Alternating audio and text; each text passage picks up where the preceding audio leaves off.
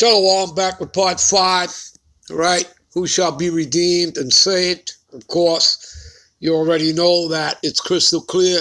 We're talking about the Israelites, all right? Are the other nations going to be there? A remnant of the other nations will be in the kingdom, all right? That's what's in the scriptures, a remnant of them. Just like there'll be a remnant of Israel, but that's the elect. Now, all those that die on this side, those 2/3, they will be reborn and brought back through the elect, okay? The righteous branch, okay? You understand? All right, the Lord is coming back for his firstborn, the firstborn spirits, the first fruits. You understand that? That have been with him since the beginning of the foundation of the world, when he created you. All right? It'd be those spirits. All right? All right. Again, an example about the chariots. Another precept for you. For behold, the Lord Yahweh will come. Remember, he's sending his son. So it's Yahweh Ba'ashem Yahushai. All right? He's sending his son.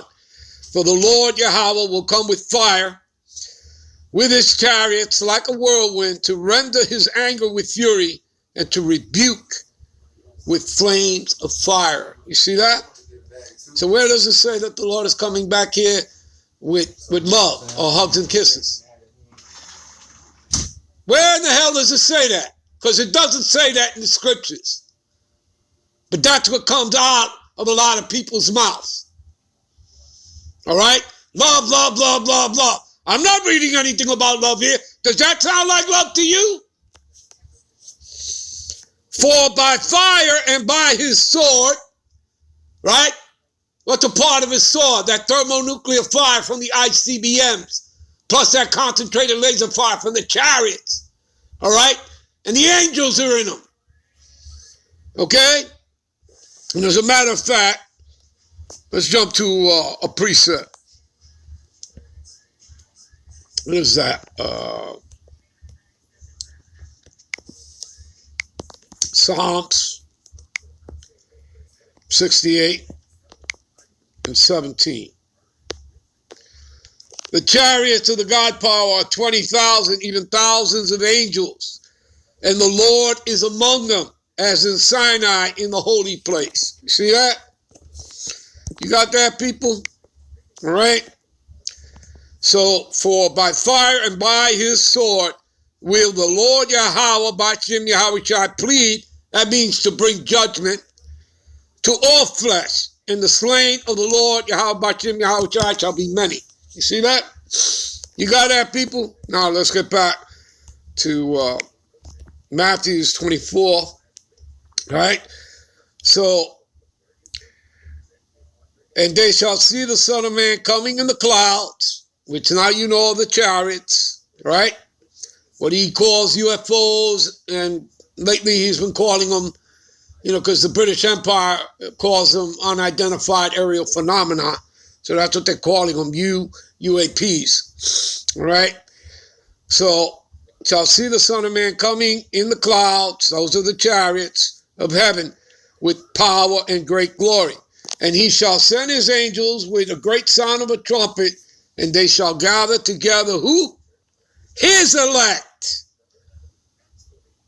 of Israel, of you Negroes, Latinos, and Native Americans that make up the 12 tribes, from the four winds, north, south, east, west, from one end of heaven unto the other. See that? So where in the hell are we reading that he's coming back to beam up other nations, multi-nations, the heathens, the Edomites? That's nowhere to be found in the scriptures, people. All right? And telling this truth, everybody got a problem with it. Well, like I said, he who despises this word shall be destroyed. And good riddance. All right? All right? And good riddance. All right, what does it say here? Let's see here. All right, let me give you something here. Let me take you to the blue letter. All right. Let's go to 2 Peter 1:10. All right. What does it say here? Wherefore, rather, brethren, give diligence to make your calling and election sure. And if you do these things, ye shall never fall. All right. Now, diligence means being a workman. All right. Doing the work of the Lord and serving the Lord. Never taking your hand off the plow. That's what it means to be diligent. All right. To make your calling. Calling gets into the word invite. Okay. Invitation. Okay. Again, you have to be invited in. You don't walk in unawares. Okay. All right. You don't walk in unawares. All right. Strong's G 2821. Clasis. See, what does it say here? A calling. Calling to, a call, invitation. See? Of divine invitation to embrace the salvation of the Most High. You see that? Now, is this invitation given unto the world? No, it's not.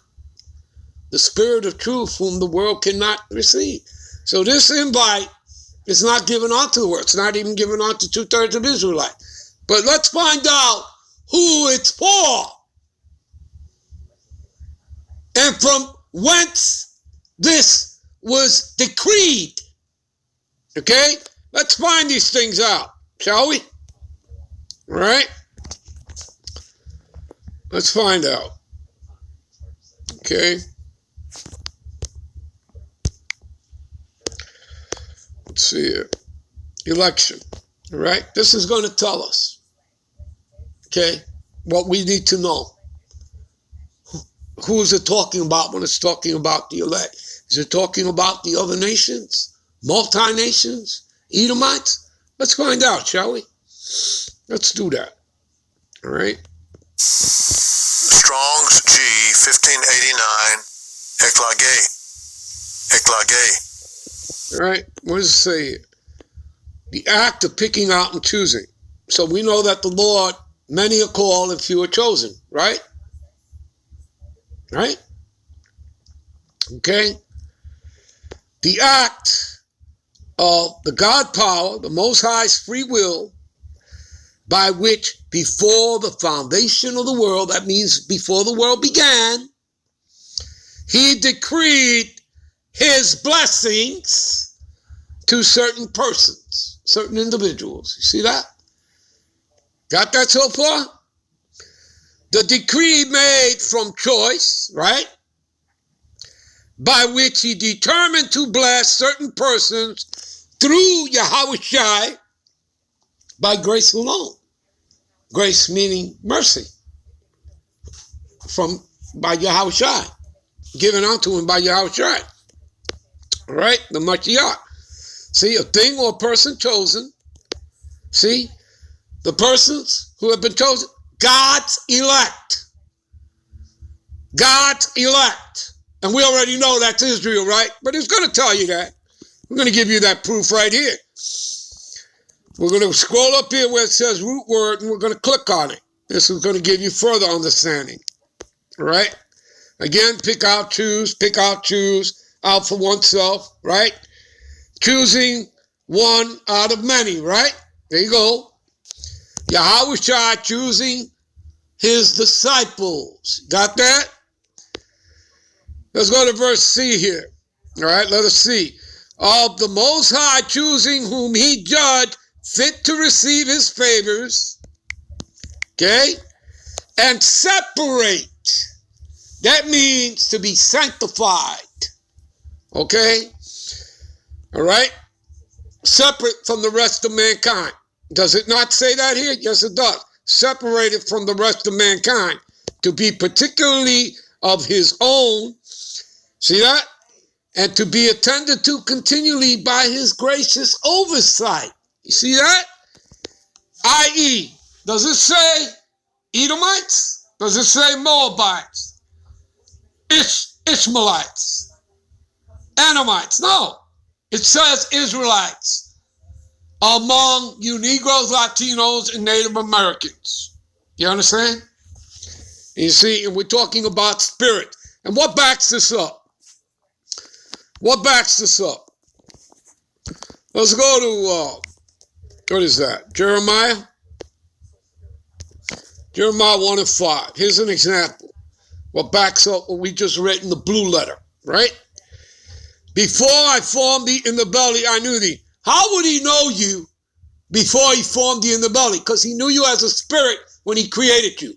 Didn't we just read that he sanctified and ordained thee, right? He decreed all of this before the foundation of the world. Didn't we just read that? Yes, we did. So before I formed thee in the belly, I knew thee. That's how he knew you. And before thou camest out of the womb, out of your mother's womb, I sanctified, which means he made you holy and separate from the rest of mankind. And I ordained thee. You see that? That means he decreed thee to be a prophet unto the nations. See that? You people got all that? And who's he talking about? Israelite. No theological cemetery necessary. As Elder Apostle Tahar always says that. Instead of seminary, he says cemetery. All right? You understand? None of that BS is necessary. You understand? It's about the understanding of these scriptures. All right? And I believe it was, Teddy Roosevelt, who said that, the understanding of the scriptures was more valuable than a college degree. All right? So there you go. All right? All right. Yeah, you know what? Look, we can get into so many other things. Let's take you to, what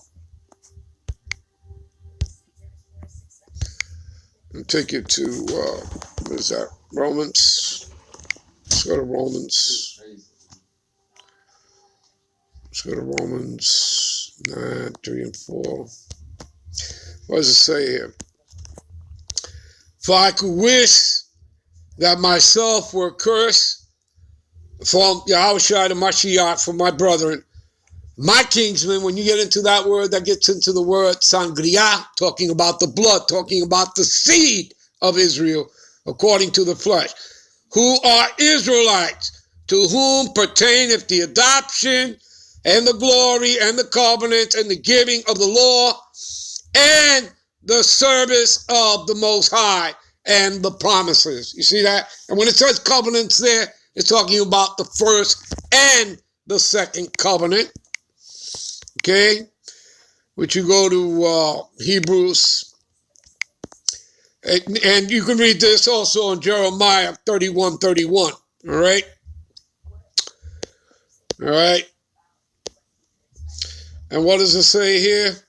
It says, for finding fault with them, he said, behold, the days come, saith the Lord, when I will make a new covenant with the house of Israel, the northern kingdom, and with the house of Judah, the southern kingdom, not according to the covenant I made with their fathers in the day when I took them by the hand to lead them out of the land of Egypt, because they continue not in my covenant, and I regarded them not, saith the Lord. For this is the covenant, right? The new one, the second one, that I will make with the house of Israel after those days, saith the Lord, and I will put my laws into their mind and write them in their heart, and I will be to them a God power, and they shall be to me a people. Give me a minute. All right, this is to close out. All right, this is 2 Thessalonians 2 and 13. But we are bound to give thanks always to the Most High for you, brethren, beloved of our Lord, because the Most High have from the beginning, you see this? From the beginning of the foundation of the world, chosen you to salvation through sanctification of the Spirit and belief of the truth. All right, people, I'm out. I'm on to the next one. Shalom.